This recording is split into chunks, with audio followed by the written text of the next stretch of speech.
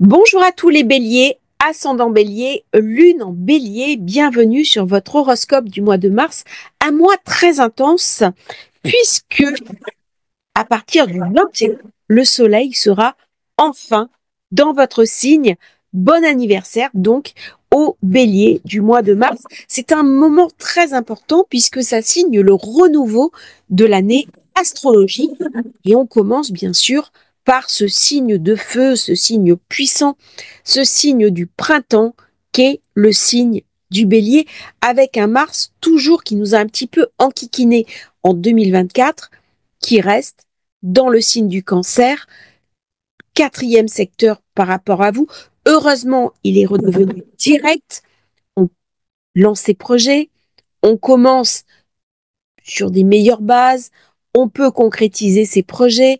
Ces derniers temps, il y a eu quand même pas mal de nostalgie, des impressions d'une vie bloquée, comme si les choses n'avançaient pas. Eh bien, ça va être le moment un petit peu de reprendre en main sa vie, sa famille, ses maisons, retaper une maison, faire des travaux d'intérieur, d'aménagement, gérer la disposition de son bureau et pourquoi pas créer une entreprise ou travailler depuis chez vous. C'est une période où on va relancer une nouvelle dynamique, d'autant que nous sommes en saison des éclipses. Nous aurons deux au mois de mars. Le 14 mars, une éclipse de lune signe de la Vierge, 29 mars, éclipse du soleil en bélier, ça sera la dernière de cette saison des éclipses du bélier qui a été quand même assez intense et qui va particulièrement vous toucher. Au niveau de cet horoscope, nous aurons un jour un petit peu particulier, 4 mars, un jour où il peut se passer des choses assez surprenantes, et le 6 mars, parce que la Lune sera particulièrement proche de Jupiter, qui pourrait signifier une certaine chance pour beaucoup d'entre nous si on va chercher et se donner les moyens de mettre en place de nouvelles choses dans notre vie. Au mois de mars, nous avons Mercure qui rejoint votre signe à partir du 4 mars. Ça ramène forcément de l'intelligence, de la compréhension, une certaine lucidité.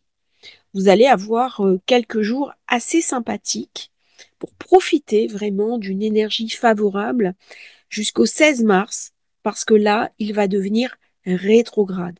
Du coup, ça va être une invitation à vous intérioriser et revoir un petit peu vos priorités dans la vie. Ce n'est pas forcément une période négative, mais lorsque Mercure est rétrograde, on évite bien sûr de partir en voyage, de réserver des billets d'avion, de réserver des choses qui nécessitent une grande planification.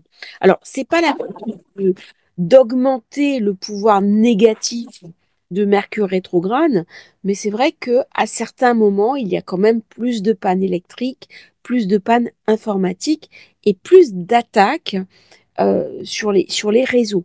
Donc, soyez vigilants durant cette période. La dégradation se finira le 8 avril. Bon, moi, j'ai remarqué au niveau de mon travail qu'il n'y avait pas une baisse significative de mes activités. Au contraire, ça crée une certaine dynamique. Ça me permet aussi d'étudier des domaines que je ne connaissais pas ou d'approfondir mes connaissances. Et pour vous, Bélier, c'est une période très intéressante. N'oublions pas que le Bélier signe aussi la tête, le cerveau. Et c'est une très bonne période, soit pour le reposer un peu plus si vous avez eu tendance à vous mettre en surchauffe, soit au contraire pour reprendre un petit peu de une nouvelle sollicitation et recommencer des choses. Alors, le mois de mars, pour vous, Bélier, c'est vraiment le signe du renouveau, du recommencement, de lancer des projets qui vous tiennent à cœur. J'ai une personne qui était Bélier et qui souhaite, par exemple, avoir un enfant, fonder, augmenter sa famille. Eh bien, on est clairement dans la dynamique du Bélier pour ce mois de mars. Il faut aller chercher les énergies le mois d'avant, hein, la nouvelle lune de février, et on voit que pour vous, elle avait été très dynamique. Alors, bien sûr, chaque fois que le Soleil est en période d'ombre, avec Saturne, on va chercher à comprendre nos ombres, ce qui nous empêche d'avancer, nos, nos limites, on va réfléchir à tout ce qui est fantômes familiaux, décodage familial. Pourquoi il y a autant de blocages dans ma vie? Pourquoi ça n'avance pas comme je voudrais?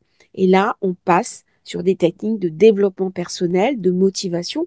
Donc, c'est une période assez puissante pour changer de paradigme, pour transformer un petit peu ces visions limitantes de la vie, ces vieux schémas, ces enfermements aussi, afin de rentrer dans une dynamique d'action. Vous avez le nœud nord qui a quitté votre signe, qui avait ramené beaucoup d'instabilité, beaucoup de d'effervescence aussi, mais une effervescence intérieure qui n'était pas forcément évidente à mettre en action sur l'extérieur. Donc là, c'est un mois où on reprend la main, même si Vénus devient rétrograde au 10 degrés du bélier, 3 mars. Alors, on va y avoir un espèce de chassé-croisé entre Vénus et Mercure aux alentours du 11-12 mars. Ça ramène toujours des idées, ça ramène aussi une certaine vulnérabilité. Pourquoi j'aime pas beaucoup cette conjonction Mercure-Vénus? Parce que c'est comme si on cherchait à contrôler nos sentiments. C'est comme si on mentalisait véritablement l'affectif et qu'on ne le laisse pas s'exprimer à sa juste mesure. Alors, au niveau des affects, ça va être une période de réévaluation. Si on est célibataire, de quoi ai-je absolument besoin? Si on est en couple, qu'est-ce qui ne marche pas? Qu'est-ce qui ne va pas bien dans mon couple? Comment je peux remettre les choses à plat?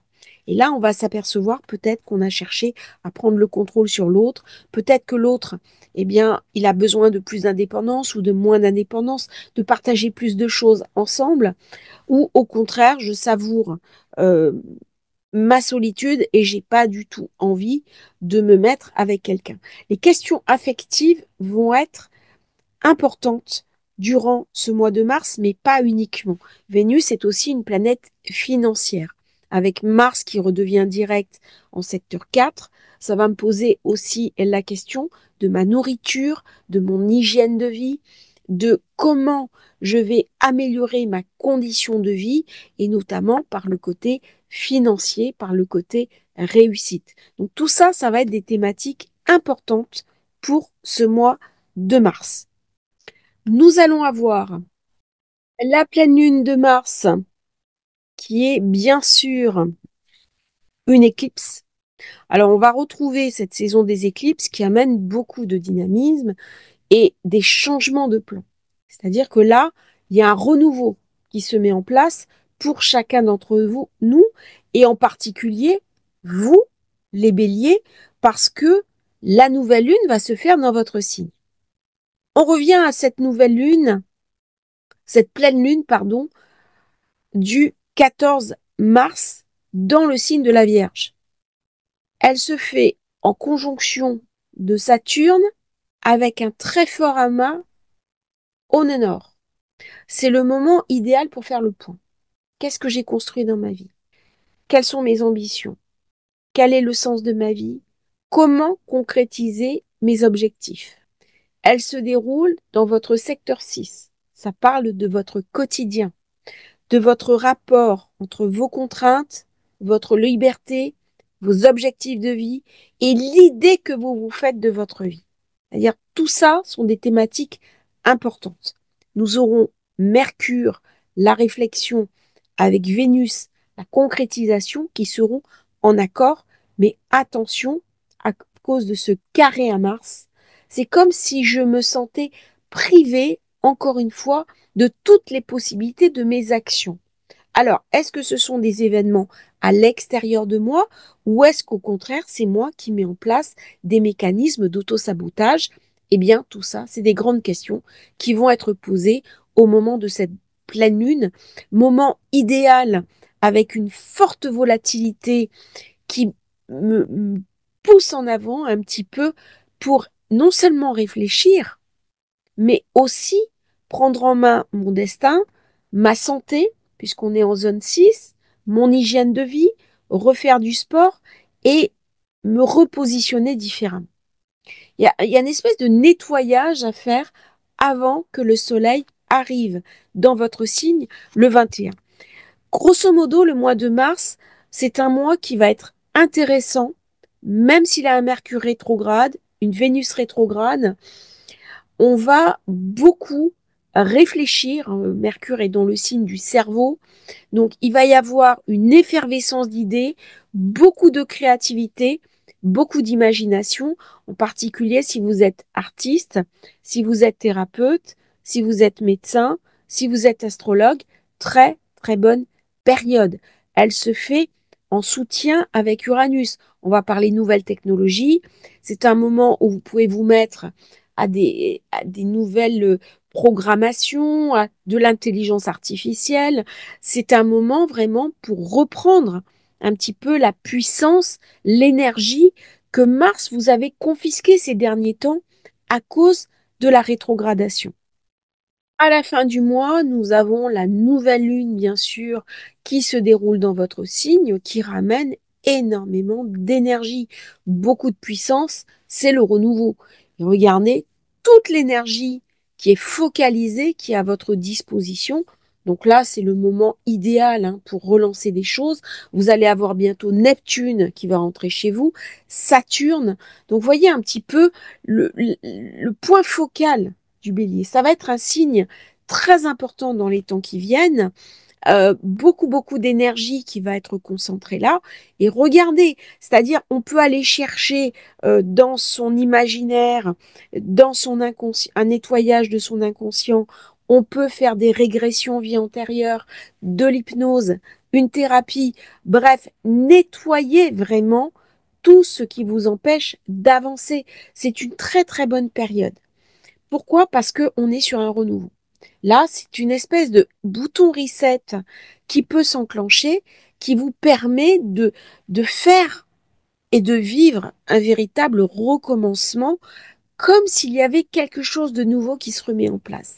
Alors, moi, je vous invite à regarder quand même ce qui s'est passé dans votre vie en 2015, parce que nous avions la même période au niveau éclipse de lune, éclipse de soleil, vierge, bélier.